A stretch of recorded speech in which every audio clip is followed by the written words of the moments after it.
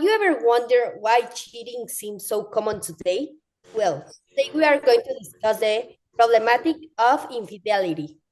Infidelity happens when someone in a commitment relationship gets emotionally or physically involved with another person. This situation is studied from the perspective of philosophy because it forces questions about morality, the nature of love, trust, and existential freedom. Personally, I believe cheating is a conscious decision that damages the foundation of a relationship. Once trust is broken, the relation is never the same again. In my opinion, infidelity happens because people feel dissatisfied and always look for something better. In a culture of constant comparisons, a relationship become fragile. I think infidelity is mainly about personal responsibility. Instead of being honest about problems, some people choose secrecy. However, to be better understand why infidelity happens so frequently today, we need to analyze the social context.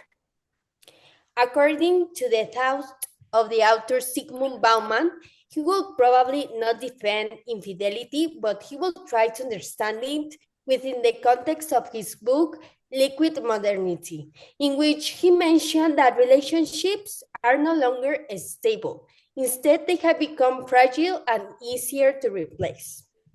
I totally agree as a result of this. Many people see deep commitment as something risky or limiting. Even love can feel temporary, so infidelity might reflect that instability. I understand that context, but I don't think fragility justifies disloyalty. Even if society is insecure, people still choose to cheat. Of course, however, Bauman isn't justifying it. He's explaining that love now works under consumer logic. That means that if a relationship stops satisfying personal needs, people may see replacement as a good option.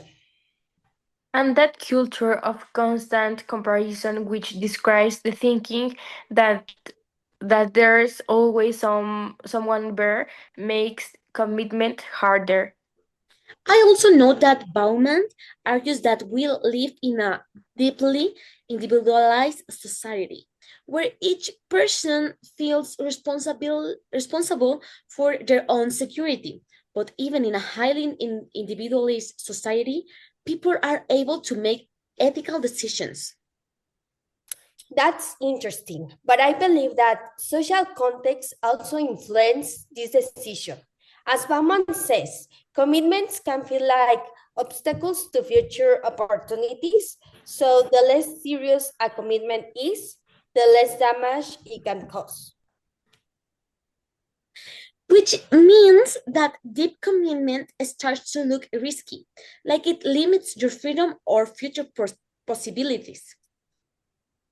On the other hand, from Hans' perspective, the explanation is different. He said, we live in a performance society where we constantly pressure ourselves to improve and succeed. And that pressure enters relationships too. Some people might cheat as a way to feel validated or desired. But again, isn't that just insecurity? Everyone feels pressure, but not everyone cheats. True, but Han also talks about hyperconnectivity. We are constantly exposed to stimuli and alternatives that weakens our ability to stay emotionally present. Exactly. Social media affects public and private life. Temptation is always accessible. I agree that social media makes it easier, but at the end of the day, infidelity is still a decision. You can't blame Instagram for betrayal. I get your point. But Hannah also explains that excessive positivity expresses itself as an excess of stimuli, information, and impulses. What he means is that our society is overloaded with constant activity and stimulation. And this overloaded doesn't just affect productivity, it changes what he calls the structure of attention. We no longer focus deeply, we jump from one situation to another. So attention becomes fragmented. If people are constantly distracted by comparisons and digital alternatives, it becomes harder to sustain deep emotional connection. Right, you get the idea. So in conclusion, both Bauman and Han allow us to understand infidelity from its social context. Bauman shows how in liquid modernity relationships become fragile under insecurity and consumer logic, where commitment feels replaceable. And Han explains that because we feel constant pressure and are always connected and distracted, it becomes harder to stay present in a relationship. Together, their perspective suggests that infidelity is not only a personal issue, but also a reflection of modern insecurity and overstimulation. However, understanding the social context doesn't eliminate responsibility. Individuals are still accountable for their choices and the consequences. Thank you.